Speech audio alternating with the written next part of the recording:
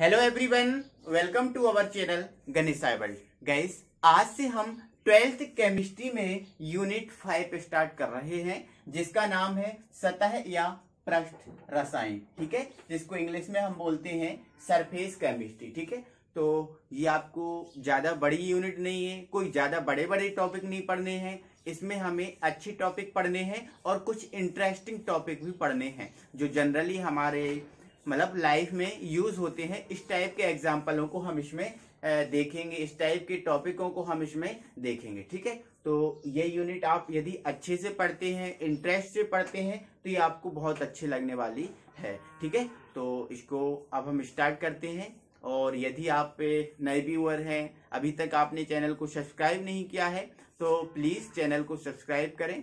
और अभी लाइक अभी नहीं करना, लेकिन लाइक आपको यदि वीडियो अच्छी लगे, वीडियो में मजा आए, तो फिर अंत में उसको लाइक करना। ठीक है, तो इसको देरी ना करते हुए अब स्टार्ट हम करते हैं। ठीक है, तो सबसे पहले तो आप ये समझो भाई कि जो सतह या पृष्ठ रसायन है, ये क्या चीज है, इसमें हम करेंगे क्या सर, ये हमारे दिमाग में क्वेश्चन उठना चाहिए कि ठीक है, इसको हम पढ़ तो रहे हैं, लेकिन इसमें हम करेंगे क्या। ठीक है, तो सबसे पहले तो आप ये समझो कि आप ये हम पढ़ किस में रहे हैं।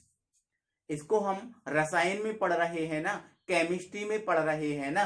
तो जो सतह या पृष्ठ रसायन होती है, ये रसायन विज्ञान की ही एक शाखा है। ठीक है, रसायन विज्ञान की ही एक शाखा है, और ये एक ऐसी शाखा है जिसमें हम किसी भी पदार्थ अब तो दुनिया भर के पदार्थ हैं, बहुत सारे पदार्थ हैं, उस पदार्थ की प्रकृति का अध्ययन करते हैं कि उस पदार्थ की प्रकृति क्या है, उस पदार्थ की प्रकृति क्या है, सक्रिय प्रकृति का है या निष्क्रिय प्रकृति का है, किस प्रकृति का है, उसका अध्ययन करेंगे।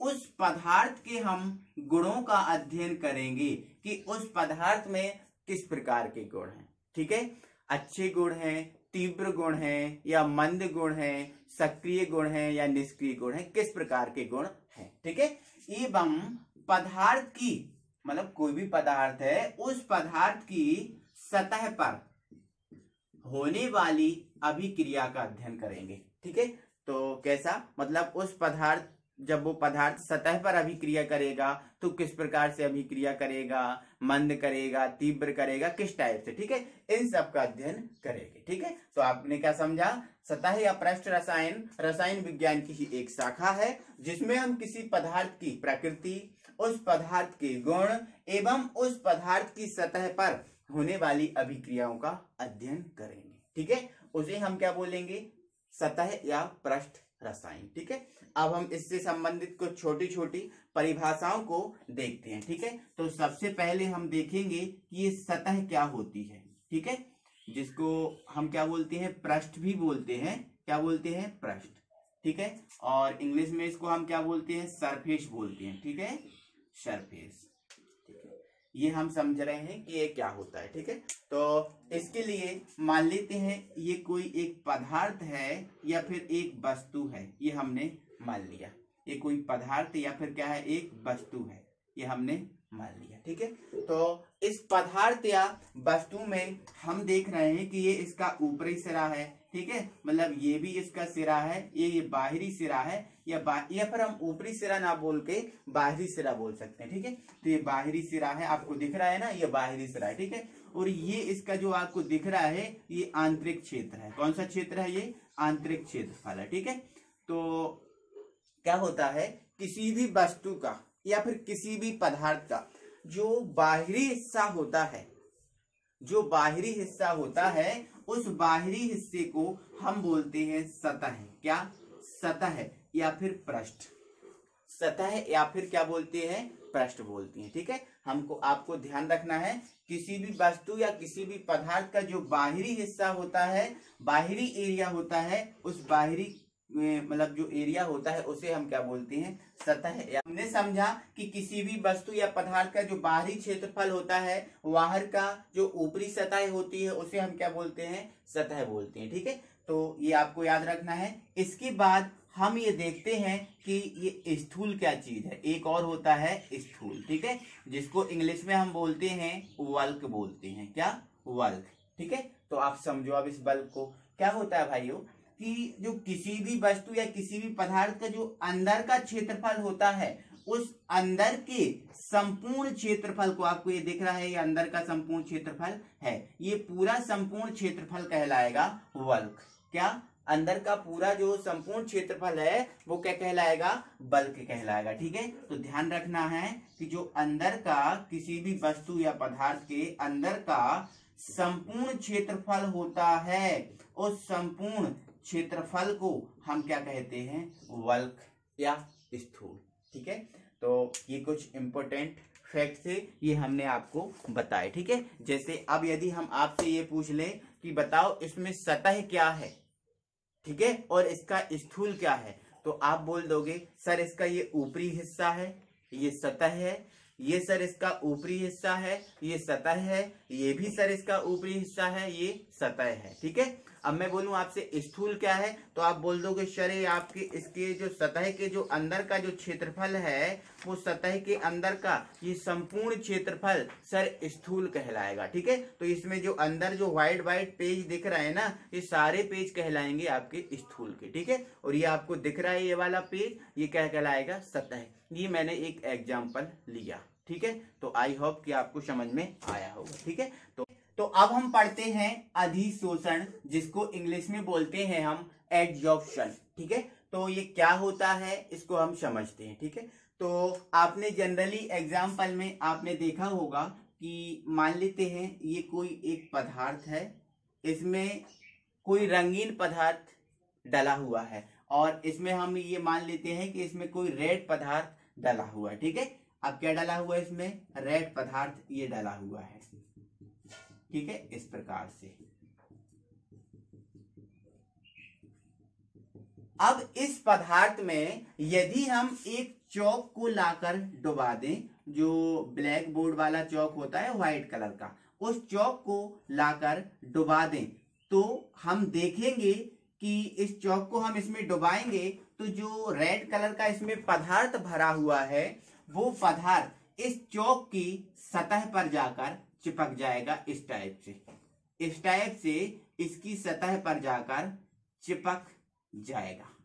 आप समझ रहे हो ना? ठीक है, अब हम इस चौक को जैसे ही बाहर निकालेंगे तो ये चौक हो जाएगा फिर रेड कलर का। क्यों हो जाएगा? क्योंकि ये जो रेड पदार्थ का जो विलयन था वो इसकी सतह पर आकर चिपक गया ना, तो ये कैसा हो गया? रेड हो गया। ठीक है, तो जो अधिशोषण है उसकी परिभाषा क्या है उसको सुनो। एक पदार्थ को जब दूसरे पदार्थ में डुबाया या डाला जाता है, तो उस दूसरे पदार्थ का पहले पदार्थ की सतह पर चिपकना अधिशोषण कहलाता है।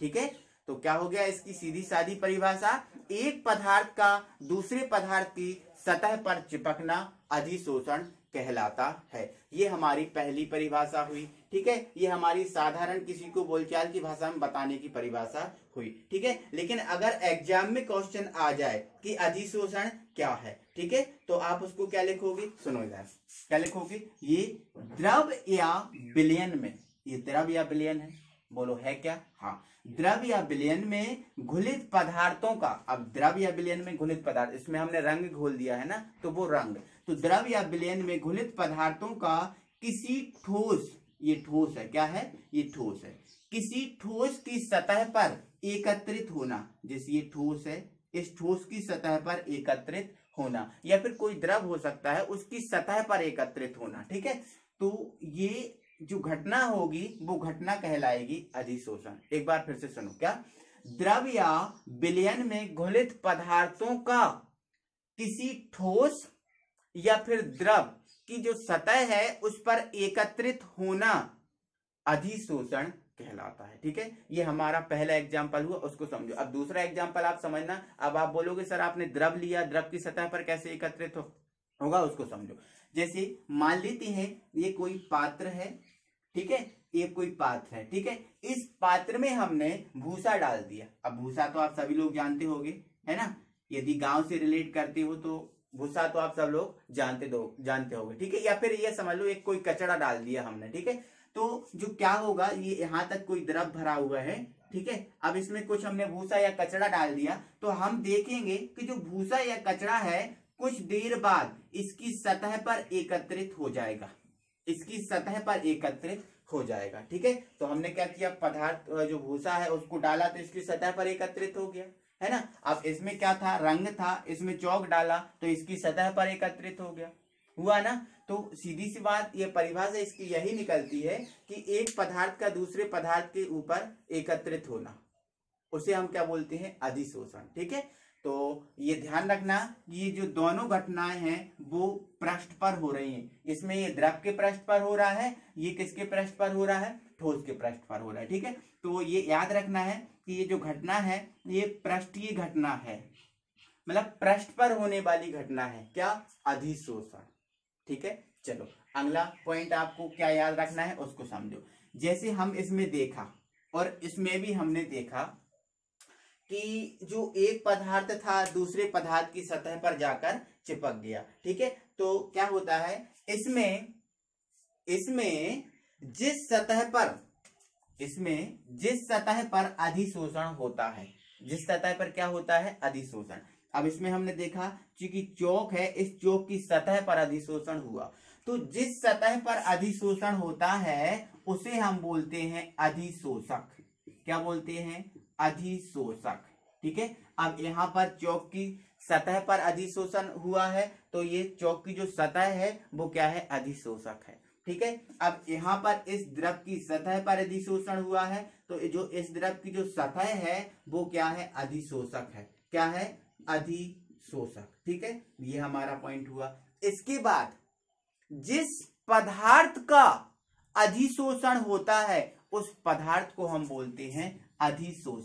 यहाँ पर इस रंगीन पदार्थ का, जो रेड कलर का पदार्थ है, उस पदार्थ का अधिशोषण हो रहा है किस पर, चौक की सतह पर। तो जिस पदार्थ का अधिशोषण होता है उसे हम बोलते हैं अधिशोष। क्या बोलते हैं, अधिशोष, ठीक है। अब इसमें हमने देखा कि जो भूसा है वो इसकी सतह पर पहुंच रहा है, तो यहाँ पर जो भूसा है वो क्या कहलाएगा, अधिशोष। क्या कहलाएगा, अधिशोष, अधिशोष, ठीक है। तो आपको याद रखना है कि ये पृष्ठीय घटना है, इसमें जिस सतह पर अधिशोषण होता है उसे अधिशोषक बोलते हैं, और जिस पदार्थ का अधिशोषण होता है उसे हम क्या बोलते हैं, अधिशोष्य बोलते हैं, ठीक है। तो आपको एग्जाम में लिखने के लिए कैसे लिखना पड़ेगा उसको आप समझ लो, इसकी थ्योरी आप देखो, ठीक है। तो लिखना पड़ेगा आपको इसकी परिभाषा। सबसे पहले, द्रव या विलयन में घुलित पदार्थों का ठोस या द्रव की सतह पर एकत्रित होना अधिशोषण कहलाता है, ठीक है।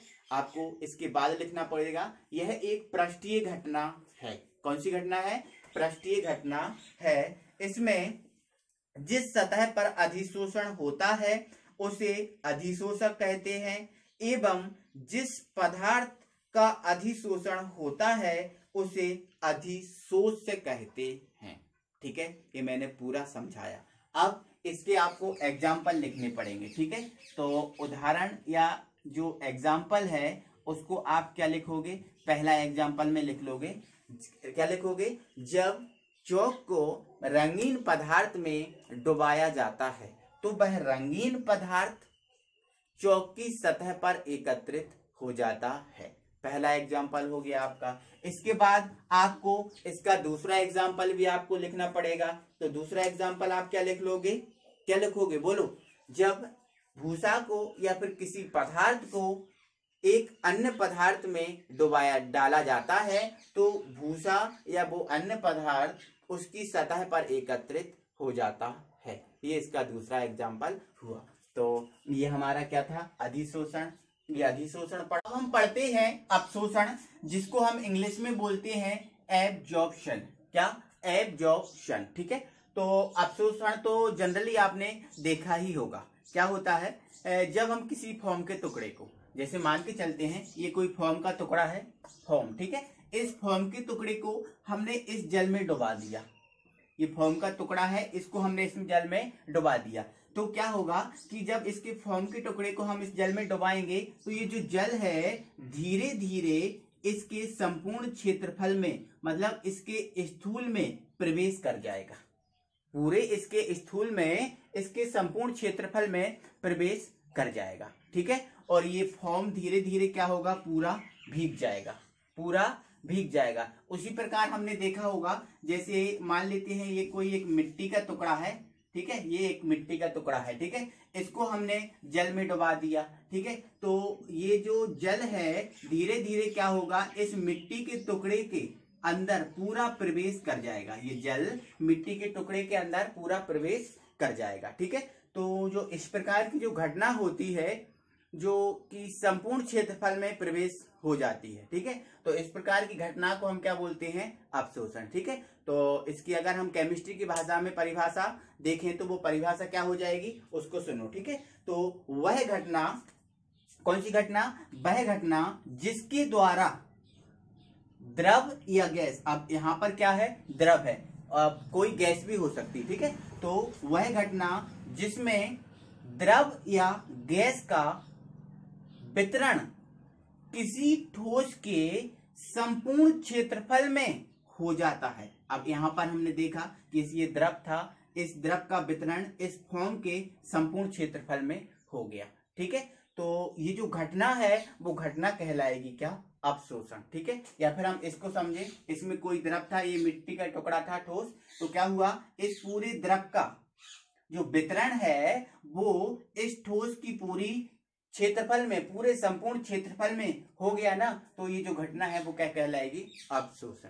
ठीक है, तो आपको याद रखना है। इसके बाद आपको थोड़ा सा और समझना है, कुछ इसके पॉइंट समझना है। ठीक है, तो हमने देखा कि ये पृष्ठीय घटना नहीं है, ये एक पृष्ठीय घटना नहीं है। अब ये कौन सी घटना है, पृष्ठीय घटना नहीं है, तो भाई देखो हमने देखा ये पृष्ठ पर तो जल आया ही आया इस फॉर्म के, और साथ में इसके मतलब संपूर्ण भाग में भी प्रवाहित हो गया ना, तो क्या कहोगे आप, ये पृष्ठीय एवं स्थूल, पृष्ठीय एवं स्थूल दोनों में संपन्न होने वाली घटना है। पृष्ठीय घटना तो है ही है, साथ में ये स्थूलीय घटना भी है। ओके, इसके बाद आप आगे पॉइंट समझोगे कि इसमें इसमें जो पदार्थ गैस या द्रव को अपशोषित करता है। अब यहाँ पर अपशोषित कौन कर रहा है, ये फॉर्म का टुकड़ा कर रहा है ना द्रव को, है ना, तो इसमें जो पदार्थ द्रव या गैस को अपशोषित करता है उसे हम क्या बोलते हैं, अपशोषक। क्या, अपशोषक। यहाँ पर द्रव या गैस को कौन अपशोषित कर रहा है, ये फॉर्म का टुकड़ा, तो ये फॉर्म का जो टुकड़ा है वो क्या है, अपशोषक। क्या है, अपशोषक। अब आगे समझो, इसमें जिस पदार्थ का अपशोषण होता है उस पदार्थ को बोलते हैं हम अपशोष। क्या, अपशोष, अपशोष। ठीक है, तो यहां पर किसका अपशोषण हो रहा है, इस द्रव का अपशोषण हो रहा है, इस जल का अपशोषण हो रहा है, तो ये जल क्या हो गए यहाँ पर, अपशोष। ठीक है, अब इसमें समझो ये मिट्टी का टुकड़ा था, ठीक है, तो ये मिट्टी का टुकड़ा जल को अपशोषित कर रहा है, तो ये जल जो मिट्टी का टुकड़ा है वो क्या कहलाएगा, अपशोषक कहलाएगा। क्या कहलाएगा, अपशोषक। ठीक है, और यहाँ पर जो जल है ना वो जल अपशोषण हो रहा है उसका, किसमें, मिट्टी के टुकड़े में, तो जो जल है वो क्या कहलाएगा यहाँ पर, अपशोष। क्या, अपशोष। ठीक है, आपको ये याद रखना है। ठीक है, तो इसको परिभाषा में आप क्या लिखोगे कि वह घटना जिसके द्वारा गैस या द्रव का वितरण ठोस या अन्य पदार्थ की सतह में संपूर्ण रूप से, सतह में नहीं पृष्ठ में, ठीक है, संपूर्ण रूप से हो जाता है उसे क्या बोलते हैं, अपशोषण बोलते हैं। ठीक है, एक बार फिर से सुनो, वह घटना जिसके द्वारा गैस या द्रव का वितरण ठोस की संपूर्ण क्षेत्रफल में हो जाता है उसे हम क्या बोलते हैं, अपशोषण बोलते हैं। ठीक है, इसमें जिस पदार्थ में अपशोषण होता है उसे बोलते हैं अपशोषक, एवं जिस पदार्थ का अपशोषण होता है उसे क्या बोलते हैं, अपशोष। ठीक है, तो ये हमारे कुछ परिभाषा हुई इसकी। इसके बाद इसकी एग्जाम्पल की बात करें तो इसका एग्जाम्पल क्या है, क्या है एग्जाम्पल? पहला एग्जाम्पल क्या हो लिखोगे आप? जब किसी फोम के टुकड़े को जल में डुबाया जाता है तो वह फोम का टुकड़ा जल को अवशोषित कर लेता है, जल को अवशोषित कर लेता है। ठीक है, अब दूसरा एग्जाम्पल, जैसे कैल्शियम क्लोराइड होता है, कैल्शियम क्लोराइड, ठीक है, ये भी एक ठोस अवस्था में होता है। कौन सी अवस्था में? ठोस अवस्था में होता है। ठीक है, तो क्या होता है, जब इस कैल्शियम क्लोराइड को हम जल में डुबा दें, कैल्शियम क्लोराइड को हम जल में डुबा दें, तो ये जो जल है ना, इस कैल्शियम क्लोराइड के मतलब जो संपूर्ण क्षेत्रफल है, उस संपूर्ण क्षेत्रफल में प्रवाहित हो जाता है। ठीक है, तो आप दूसरा एग्जाम्पल क्या लिख सकते हो कि कैल्शियम क्लोराइड द्वारा जल का अवशोषण, कैल्शियम क्लोराइड द्वारा जल का अवशोषण। ठीक है, अब थर्ड एग्जाम्पल आपने लिखना है तो आप लिख सकते हो, जब किसी मिट्टी के टुकड़े को जल में डुबाया जाता है तो ये मिट्टी का टुकड़ा जल को संपूर्ण रूप से क्या कर लेता है? अवशोषित कर लेता है। तो ये हमारा क्या हुआ? अवशोषण हुआ। ठीक है, हम पढ़ते हैं अधिशोषण एवं अवशोषण में अंतर। ठीक है, इसमें हम देखते हैं कि इसमें डिफरेंस क्या निकला है। ठीक है, इन सबको हमने समझ लिया है तो डिफरेंस करने में हमें कोई दिक्कत नहीं होगी। ठीक है, तो पहले तो हमारा इसका पहला पॉइंट क्या हो जाएगा? इसकी परिभाषा ही हो जाएगी। क्या हो जाएगी? परिभाषा। ठीक है, तो परिभाषा क्या है? द्रव या विलयन में, द्रव या विलयन, ठीक है, द्रव या विलयन में घुलित पदार्थों का द्रव या ठोस की सतह पर एकत्रित होना क्या कहलाएगा? अधिशोषण कहलाएगा। ठीक है, और इसकी परिभाषा आप इसमें लिख देना। ठीक है, क्या लिखोगे? वह घटना जिसमें गैस या द्रव का वितरण किसी ठोस के संपूर्ण क्षेत्रफल में हो जाता है उसे क्या बोलते हैं? अवशोषण। ठीक है, ये पहला पॉइंट आप लिख लोगे। इसके बाद दूसरा पॉइंट आप क्या लिखोगे? यह एक पृष्ठीय घटना है। कौन सी घटना है? पृष्ठीय घटना है। और इसमें क्या लिख दोगे? यह है पृष्ठीय एवं स्थूल, पृष्ठीय एवं स्थूल दोनों में संपन्न होने वाली घटना है। 2 पॉइंट हो गए। अब तीसरा पॉइंट आप क्या लिखोगे उसको समझो। ठीक है, तो तीसरा पॉइंट है अधिशोषण का। तो आप ये समझो कि हमने जैसे मान के चलो ये कोई पदार्थ था, इसमें कोई जल भरा हुआ था। ठीक है, इसमें हमने क्या डाल दिया? भूसा को डाल दिया। ठीक है, अब ये भूसा को डाल दिया तो क्या होगा कि जो भूसा है ना, जितना भूसा होगा वो तुरंत जल्दी जल्दी क्या होगा? क्या होगा? इसकी सतह पर एकत्रित हो जाएगा, सतह पर एकत्रित हो जाएगा। जब पूरा भूसा इसकी सतह पर एकत्रित हो जाएगा तो जो ये अभिक्रिया है वो अभिक्रिया क्या हो जाएगी? रुक जाएगी। अभिक्रिया क्या हो जाएगी? वो रुक जाएगी। फिर तो जैसे पूरा भूसा आ गया तो फिर काय की अभिक्रिया? फिर तो रुक जाएगी ना। तो हमारा तीसरा पॉइंट ये कहता है कि जो अधिशोषण है, इसकी अधिशोषण की दर प्रारंभ में तीव्र होती है और अंत में मंद हो जाती है। अंत में क्या हो जाती है? मंद हो जाती है। ठीक है, लेकिन जो अवशोषण होता है उसकी जो दर होती है प्रारंभ से लेकर अंत तक समान रहती है। इसमें मंद और तीव्र का कोई वो नहीं रहता। ठीक है, प्रारंभ से लेकर अंत तक कैसी रहेगी? समान रहेगी। ठीक है, चलो ये हमारा थर्ड पॉइंट हो गया। ठीक है, अब हमारा फोर्थ पॉइंट क्या कह रहा है उसको सुनो। ठीक है, तो जो इसका फोर्थ पॉइंट है वो कह रहा है, उसको समझो पहले। जैसे मान के चलो यही हमारा एक भूसा वाला एग्जांपल लेते हैं। ठीक है, तो यहाँ पर ही हमने इसमें जल में जो भूसा डाल दिया तो ये भूसा इसकी सतह पर एकत्रित हो गया। ठीक है, तो क्या हम इस भूसा को अलग कर सकते हैं? बोलो, क्या हम भूसा को अलग कर सकते हैं? बिल्कुल कर लेंगे। ऐसे जो जल है इसको हम किसी छन्नी द्वारा छान लेंगे तो ये भूसा अलग हो जाएगा। अब भूसा अलग हो जाएगा तो इसकी जो पहले की अवस्था थी वो अवस्था वापस आ जाएगी, वो अवस्था वापस आ जाएगी ना। तो ऐसा हम कह सकते हैं कि इसमें जो साम्य अवस्था को जल्दी व तुरंत प्राप्त किया जा सकता है। ठीक है, मतलब ऐसा कह सकते हैं इसमें साम्य अवस्था को प्राप्त किया जा सकता है आसान विधि द्वारा। ठीक है, अब फोर्थ पॉइंट इसका क्या हो जाएगा? अब इसमें साम्य अवस्था को आसानी से प्राप्त नहीं किया जा सकता। क्यों नहीं किया जा सकता? जैसे मान के चलो भाई क्या है, इसमें ये एक पात्र था, इसमें हमने एक फोम का टुकड़ा डाल दिया। ठीक है, अब ये फोम के टुकड़े में संपूर्ण रूप से जल का प्रवाहित हो जाएगा और ये फोम का टुकड़ा पूरा भीग जाएगा। ठीक है, तो अब इसको अपनी प्रारंभिक अवस्था में आने के लिए समय लगेगा ना। अब जैसे मान के चलो इसमें जितना पानी है उसको हमने दबा के पूरा निचोड़ दिया। ठीक है, फिर भी तो ये गीला रहेगा, फिर भी उसमें मतलब नमी तो रहेगी। तो उस नमी को शुष्क होने में मतलब सोखने में, उसको सूखा होने में थोड़ा सा समय लगेगा ना, तो आप क्या लिख सकते हो, इसकी साम्य अवस्था प्राप्त करने के लिए समय लगता है, इसकी साम्य अवस्था प्राप्त करने के लिए समय लगता है, ठीक है, लेकिन इसकी साम्य अवस्था शीघ्र ही प्राप्त की जा सकती है। ये हमारा चौथा पॉइंट हुआ। अब पांचवा पॉइंट आप क्या करना, एक एक एग्जाम्पल लिख देना, एक एग्जाम्पल आप इसका लिख देना, एक एग्जाम्पल आप इसका लिख देना, ठीक है। तो ये हमारा अधिशोषण और अवशोषण में अंतर हो जाएगा, आप अपनी कॉपी में नोट डाउन कर सकते हैं, ठीक है। तो आई होप कि आपको ये सब बहुत अच्छा लगा होगा, वीडियो अच्छी लगी होगी, और तो वीडियो अच्छी लगी है तो आप वीडियो को लाइक करना ना भूलें, ठीक है। और यदि आप नए व्यूअर हैं तो चैनल को सब्सक्राइब जरूर करें, ठीक है। Thank you very much.